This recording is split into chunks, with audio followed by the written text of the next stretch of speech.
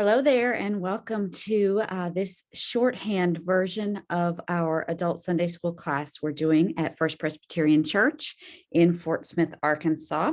Again, I'm Reverend Tasha Blackburn, one of the pastors here at this church, and I've been leading our class members through this series we're calling To What End? Why being the church matters. And we're talking about what's called the six great ends of the church. They were compiled and come up with in 1904, originally for a version of the Presbyterian church we had at that time.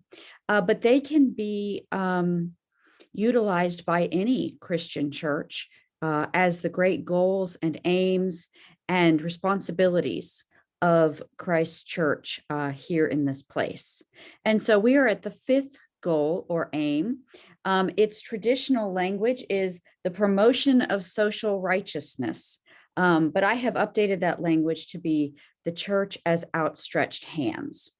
The church as outstretched hands. So we're going to talk about that for a few minutes today, how we are to live out that goal and aim. And it first comes down to the very idea. You've probably heard the phrase, I am called to live in the world, but not of it. I am in the world, but not of it. We don't have that exact phrase in scripture, but we have versions very close to it, especially throughout the Gospel of John. Jesus says things like, I am not of this world. Or he says, you will be hated because you are not of this world. You are of my kingdom, things like that. And so we get this idea that we are to live in the world, but not be of it. Now, sometimes that means we take that to mean that this world is a place I need to escape. It is something unwanted. If we go far enough down that path, I am neither going to live in it nor be of it, right? We can have very extreme examples of that say this world is nothing more than Kleenex for me to use up and toss away. And we get sort of small groups even that are like Heaven's Gate or something, and we're going to go chase that comet. We neither live here nor are we of here. And then you can kind of have the far extent on the other end that says, I want to be a community of faith. We want to be Christians, but we are both going to live in the world and be of it. I don't want you. My faith shouldn't question anything that I have earned in this world. I should not feel the rub of that. In fact, look at that language I used, that I earned in this world, right? That my Christian faith should not have anything to say about what I see around this world. I am both in it and I am of it. And maybe the worst version of this phrase would be what we can often fall into, especially if this world has, quote unquote, worked for us pretty well, right? If we have really been bolstered by our place in this world, then we can actually be of the world, but not in it. Follow with me for a second. What that means is like, I pretty much like this place of privilege I have landed in this world. This world has handed me quite a few very good things. Thank you very much. I am very much of this world. And at the same time, I want to have my blinders on and I don't want to be in it. I don't want to have to see what might not match my reality. I don't want to have to see that there are other lives being lived here that are not meeting that same privilege, having that same bolstering that I have. Don't talk to me about that. I don't want to see it. That would be the worst, right? As a person of Christian faith, that would be the worst for us to fall into. And yet it's so easy to do, where it's, I am of this world, but I don't want to be in it. Don't show me what doesn't fit my reality. So how we answer that question, how we define, it's not really a question, but how we define what it is to live in this world, but not be of it. Boy, that is one of the definitions of our faith life, of our life is, what does it mean to be in this world, but not of it? And that comes to us in this great end of the church, in this great goal. What does it mean to be the outstretched hands of the church? The church has been part of many social justice, social righteousness movements in the past. The suffrage movement of women's right to vote had church women at its core. And of course, the racial movements and civil rights movements all across the board have always had church members and leaders at its core. Now, that is not to say that I am unaware of the church's checkered past in these matters as well. Of course, that is there too. I don't want to diminish or act like that hasn't happened. But there has always been a stream within the Christian faith that has been on the front lines of what does justice look like in my community, in my nation, in this world. And so how do I answer that question of being in it, but not of it? I think we find one of the clearest and most succinct answers in Scripture of how Christians are to live in the world and then take that world and be greater than it is, be greater than the of it. We find it at the end of John, which you probably know this story. Peter is feeling guilt-ridden. He has betrayed Jesus. He was not there for Jesus when Jesus needed him in his arrest and crucifixion. And now he doesn't know what to do. So he says, I'm going to go fishing, as many do, right? I'm just going to go fishing. And while they're fishing, they see Jesus on the shore. What will this confrontation look like? And we have this great exchange between the two. It says here, John 21, Jesus said to Simon Peter, Simon, son of John, do you love me more than these? Peter said to him, yes, Lord, you know that I love you. And Jesus said to him, feed my lambs. Jesus said to him a second time, Simon, son of John, do you love me? And Simon said to him, yes, Lord, you know that I love you. Jesus said to him, tend my sheep. He said to him a third time, Simon, son of John, do you love me? Peter felt hurt because Jesus had said to him the third time, do you love me? And he said to him, Lord, you know everything. You know that I love you. Jesus said to him, feed my sheep. So here we have this threefold message, and it starts with the answer to the question, do you love me? Jesus looks at Peter after everything that has happened, and he says, but do you love me? And Peter's answer each time is, yes, I love you. And then the response that comes after is, well, then feed them, tend them, care for them. If you love me, then this is how you live out that love, is you feed, you tend, you care. You have these outstretched hands. And so when we think about social justice movements, when we think about what is justice in our own community, what is my role in it? Why should I do it? We have actually a very maybe countercultural reason for doing it. It is not because we should even. It's not even because we can. It's not because the folks who will be bolstered by the movement are necessarily deserving even. I mean, that's shocking to say. They may be, they may not be. That actually is not to be in the Christian's calculus at all. We don't make that calculation on our best days. On our best days, we are simply doing it because we love Jesus. And he asked us, well, then tend and feed and care for. He asked us to. That is at the core of why we care. Not because we're even going to get anywhere in the movement, not because we're even going to get the job done, or that we're great at it, or that we bring so many gifts to the table. No, it is simply because Jesus stands before us and says, do you love me? And if you do, then you feed, you tend, you care. So when we pray in the Lord's Prayer, Lord, thy kingdom come on earth as it is here in heaven, we are trying to tug on that rope a little more. We want to be part of the tugging of that kingdom to come here on earth. If I can be part of that in any way, Lord, simply because I love you, then I want to be part of that.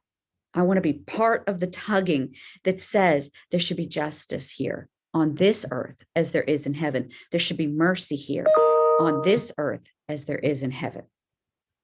And so, speaking of justice and of mercy, I want to read one more passage for you today, and we're going to spend the rest of our time unpacking this passage for a few moments.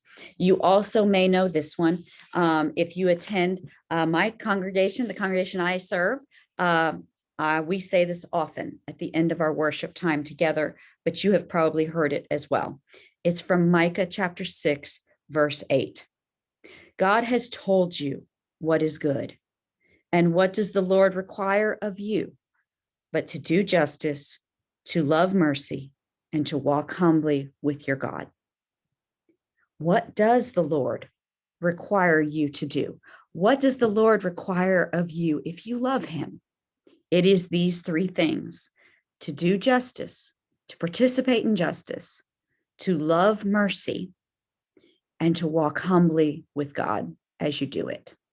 So we're going to look at those three things for just a moment, because, I say this in church so often, and we say it with our heads raised and with smiles on our faces before we go out into the world. What does the Lord require of you?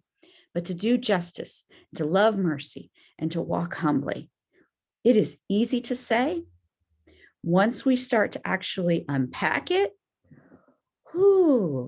it gets complicated.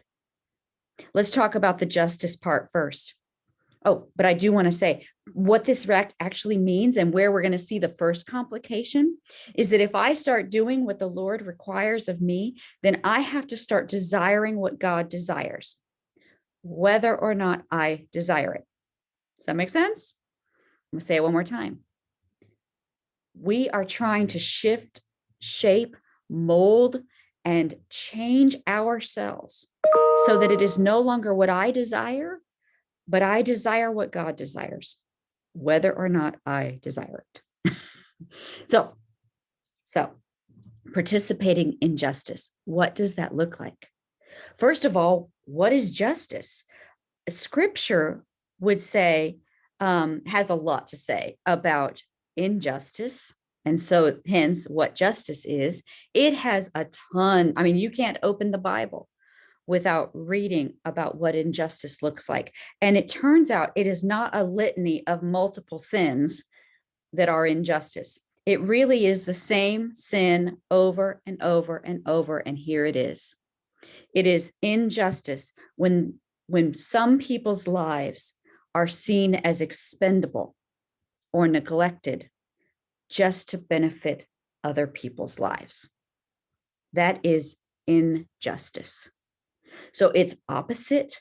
What justice is to quote Paul Lehman. He says, to do the will of God is to make and keep human life human. That's what doing justice is. To make and keep human life human. That person's life is not expendable, nor is it allowed to be neglected, especially at the benefit of other people's lives. Again, this sounds basic. This sounds simple even. But let me give you an example, okay, in my own life. And don't make fun of me. This is serious stuff, and it's leading to a very serious consequence. It's so everyday that we can take it lightly. Here's the example. My 13-year-old turns 13. This was back in January. She asked for a hair straightener for her birthday. Hair straightener, do you know how much those things cost? I went to some local places here in town. $100, easy, for a hair straightener for a 13-year-old. And so I go on, I won't say it here because we're on YouTube, but I go to an online company that may or may not have free 2-day shipping. And I find a hair straightener for such a deal, $50 maybe. And I can get it delivered to my house in 2 days or less for free. Here it comes to my door. I wrap it. The 13-year-old receives it. Who's the hero? Me. But let's look at that for just a second. What was involved in finding it for that much cheaper? Who made that hair straightener? I don't know. But for all I know, it was Uyghurs in China, slave labor that made that hair straightener. And even if I don't want to concern myself with that piece of it, I want to be of the world and not in it. Even if I don't want to concern myself with that piece of it, what of the earth's energies did it take and resources did it take to get that to my country? What of our human energy did it take at said company that is fairly well known at this point for its mishandling and unethical treatment of its employees, that allowed for it to be handled cheaper and quicker and more conveniently for me? And then even the last step, what does it mean that it got to my house in 2 days or less? That wasn't really free. The packaging, the fossil fuel it took to get my individual hair straightener just for me on my doorstep. These things are not free. They have justice written across them all the way through. What does it mean if God requires me to participate in justice, which by definition means do not participate in injustice? If there is a way in which you are benefiting because another human being can be treated as less than a human being, is neglected, is seen as expendable, then you are participating in injustice. And that's one hair straightener expanded out to our lives. And we start to say to ourselves, oh my goodness, how would I not participate in injustice, Lord? Forgive me. I am, what is it Isaiah says? I am a man of unclean lips and I live among a people of unclean lips. And add to that hands and feet and wallets. I would say in this moment, a warning that a counselor friend of mine gave to me. I went and I saw a counselor, and you need tune-ups, you need checkups. We all do. There's your little after school television moment for a moment there, a little moment of public awareness. And she said to me the very first time we met, she said, before we even begin, I need to give you this warning label that this time of counseling together, it could lead you to change your life forever.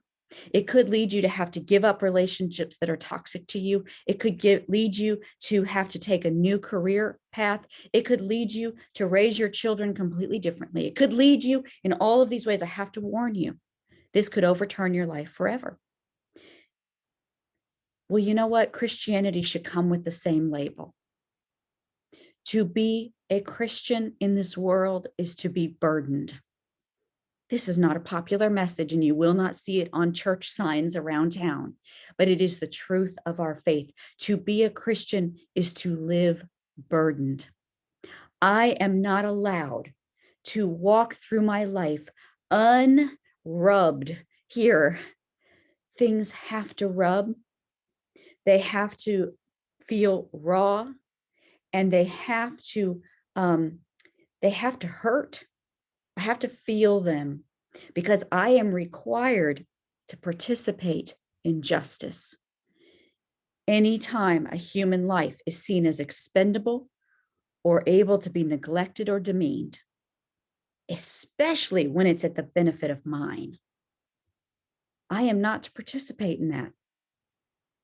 We can only begin to take baby steps in that direction. Okay, as hard as I've just made that for all of us, I didn't do that, by the way. Jesus did that.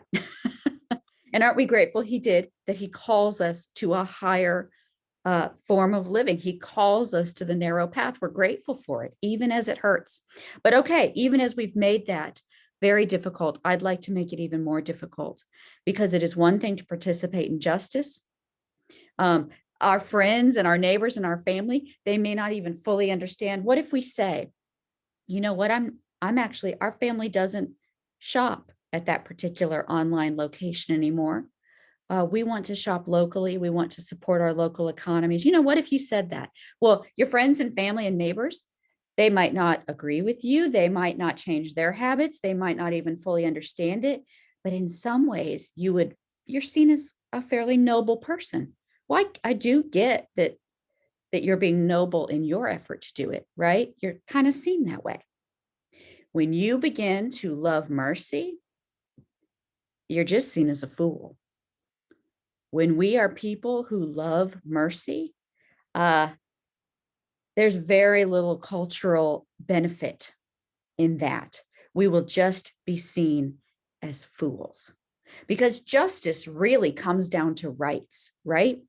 We have justice written into our US Constitution, that is our inalienable rights as a citizen of this country. We have these rights that are laid out. And as Christians, we would add to those rights and say, simply for being human, you have these rights, and that's what justice is. But mercy, what is mercy's pairing? If justice's pairing is rights, what is mercy's? What does it come down to? A definition of it could be like unmerited favor. You receive favor even though you don't deserve it. That's mercy. But even more of its core, it shouldn't even have the word merit in it at all, even as the negative. Merit has nothing to do with mercy. There is no definition of mercy that involves merit. It is simply God's favor. Unwarranted, undeserved. It has nothing to do with us at the end of the day. Mercy doesn't. Has nothing to do with whether I'm a good person to dole it out or whether you are deserving to receive it. It is simply that it is God's character and desire. Mercy is at the core of God's character and God's desire. And so because of that, we have to love it. We have to love it, even when we look like a fool. So I think this is probably why in Philippians, Paul says that we are to work out our own salvation with fear and trembling. He says this, work out your own salvation with fear and trembling, for it is God who is at work in you, enabling you to both will and work for God's good pleasure. What would it be to will and work for God's good pleasure? No doubt that would involve fear and trembling, because mercy is not going to fit any category. Mercy means you have used up all your chances with me, and yet there's another chance. Mercy means you have betrayed me all these times, and yet I am available for betrayal again. What? Now, I will say very quickly here, obviously, we are not called to be doormats, and we are not called to be punching bags. So this gets very tricky here, but we are called to love mercy. Where in my life does that work itself out? We are not called to be punching bags in any way, literally or figuratively. I want to be very clear on that. But what then does that mean if we are called to love mercy simply because we love Jesus and he loves mercy? How does that practically act itself out in our own lives? Finally, I want to talk a minute about the third one, about walking humbly with our God. We are to participate in justice, love mercy, and while we do it, we are to do it humble, with humility, walking with God. We are to do it with humility. Again, this is not the doormat. This is not the punching bag. There is this sense in which to be spiritually strong is to walk humbly, because to be spiritually strong means that I don't need to be at the center of everything. I am so strong in my faith life, in my walk with God, that I don't have to be the subject of every sentence, the subject of every action. The subject and the center can be God. And that is this humbling, this humility in our own lives, even as we seek out, where can I participate in justice and where can I love mercy? I want to read for you very briefly from Numbers 11. The people were way back at the beginning of the Israelite story. They've been set free from Egypt, where they were slaves, but now they've been wandering in the wilderness. They're going to wander there for a long time. And as so often happens, their present reality is not living up to what they'd hoped. And so they start dreaming of all the things they used to eat in Egypt. They were slaves, but they're hungry now, and they're bored, and they are feeling exhausted and overwhelmed. And so they want they want fancy things to eat. So they start grumbling. Here's what they say. They say, if only we had meat to eat. We remember the fish we used to eat in Egypt for nothing, the cucumbers, the melons, the leeks, the onions, the garlic. But now our strength is dried up and there is nothing at all but this manna to look at. Now, we aren't quite sure what manna was, but it is something that God provided for them every morning when they would wake up. There would be manna on the grass, and they would have to gather it together. What they found out soon was at first they tried to gather a bunch and then save it up for the week, right? Like, let's just do this gathering thing once, Lord. And then I can use what I've gathered and I don't have to do it every day. And when they tried that, all but one day's serving rotted. When they tried to send out servants to do their work for them, they were like, oh, well, maybe I'll gather one day a week, but I'm going to also send out my servants to gather a couple of those days a week. It gets boring. It's mundane work. It's so rote. And I don't want to do it. When they did that, the manna rotted. When they tried to do everything to get around it, their nourishment left. It was no longer available. So I want to talk about what that could mean about participating in justice, loving mercy, and then doing it humbly. They all were required. It turned out, after they'd tried their games and their tricks, God required them to gather the same amount every morning. They had to do it every morning, and they all had to do it together. They couldn't send out a servant to do it. They couldn't cheat the system. They all ate the same thing every day, and they all had to gather it together. So when we think about our lives and justice, or our lives and mercy, it is one thing, and it is incredibly important. I don't want to demean it, but it is one thing to go and serve in a soup kitchen once a year, or to give a check to financially support a charity we care about. Again, those things are important. They are integral to people receiving in our community and in our world. But they have not yet met that third requirement of walking humbly with our Lord. To walk humbly means that it is not a one-off justice moment for us. It is an everyday way of living. This is simply how I live.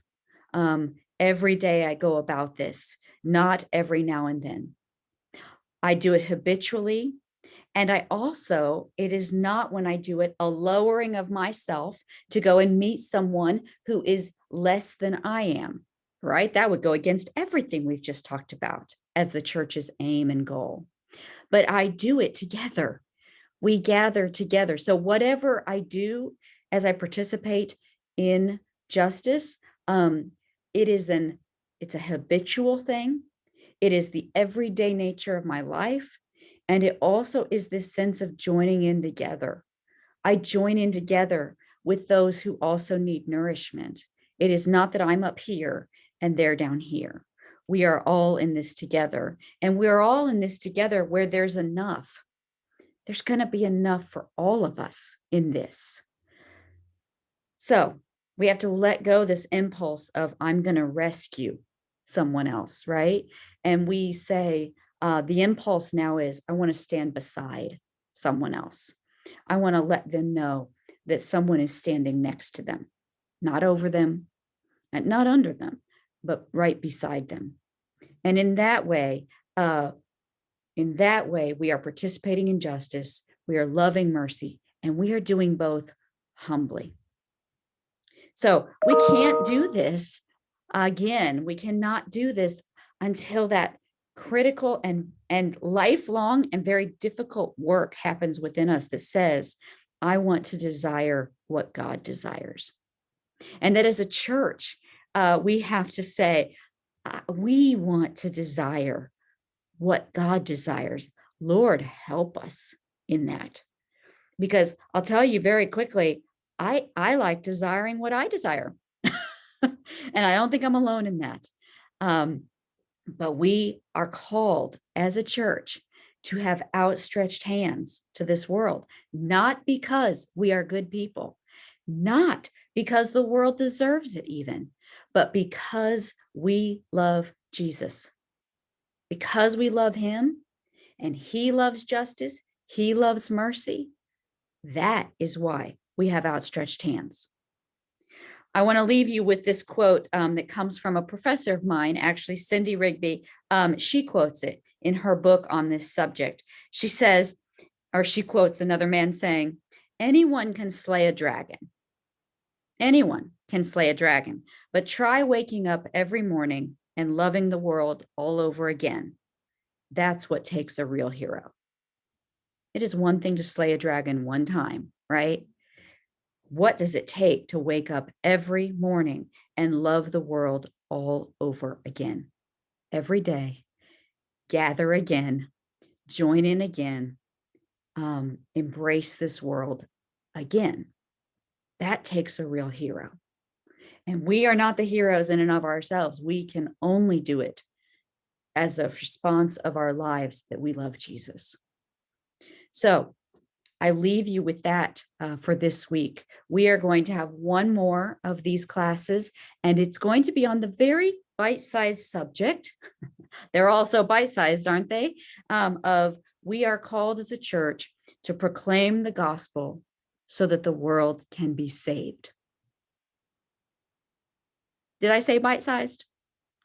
See you next time. Peace.